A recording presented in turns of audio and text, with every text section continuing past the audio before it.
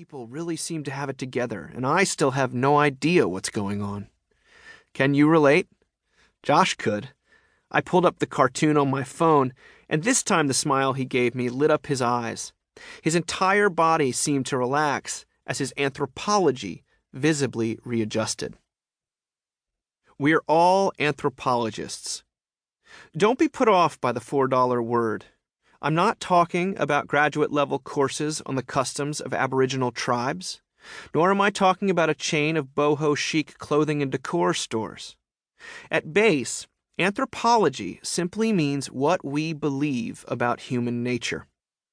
We all go through life with powerful, often unspoken ideas about what human beings are like. For example, we believe that people can always change, or that some people can never change. We believe that pressure produces results, or that pressure produces paralysis. More generally, though, what would we say humans are good at? Not so good at? What principles govern our behavior and make us distinctly human? Theologians and philosophers call how we answer these questions our anthropology. For our purposes, we can define anthropology as our operative theory of human nature. Whether we realize it or not, our personal anthropology funds expectations in our relationships, jobs, marriages, and politics.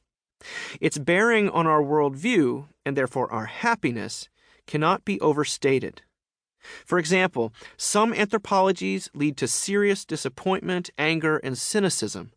Other anthropologies can be energizing and life-giving. This is not to suggest that things are always clear-cut.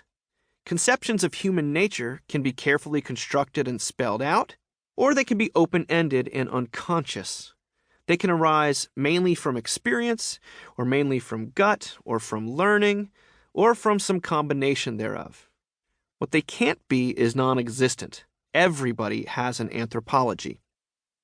Seeing people as they truly are, as opposed to how we would have them be, is a crucial ingredient in generating authentic compassion and lasting love. An accurate anthropology opens us to all sorts of unexpected vistas of hope, not a flimsy hope, but one that endures. Take me to the altar. In 2018, the London-based School of Life devised a video tutorial on how to get married.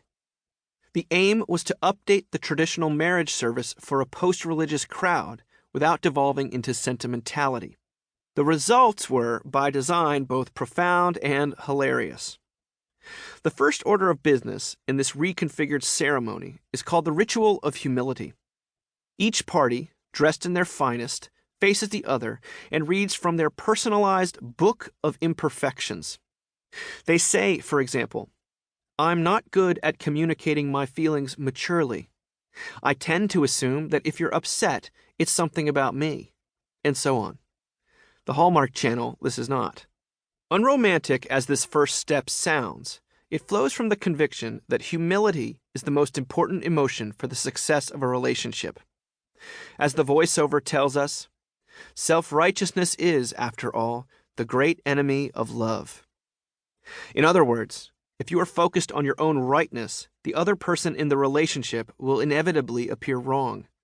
You will wonder why they cannot change to be more like you. It is hard to be in a relationship with someone who never says they're sorry.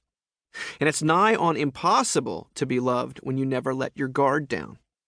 True intimacy requires vulnerability and forgiveness, so why not make that explicit on the big day? After the reading, the couple looks each other in the eye and recites in unison, "Neither of us is fully sane or healthy. We are committed to treating each other as broken people with enormous kindness and imagination, when we can manage it." This modest declaration elicits a smile, even a chuckle, from the onlookers and participants. You can almost hear the inner monologues. Now this sounds like something I can get on board with. All that comfort, honor, and keep stuff was so daunting. Next, the congregation chimes in with a recitation of their own. As one, they issue the following affirmation, quote, "We are all broken."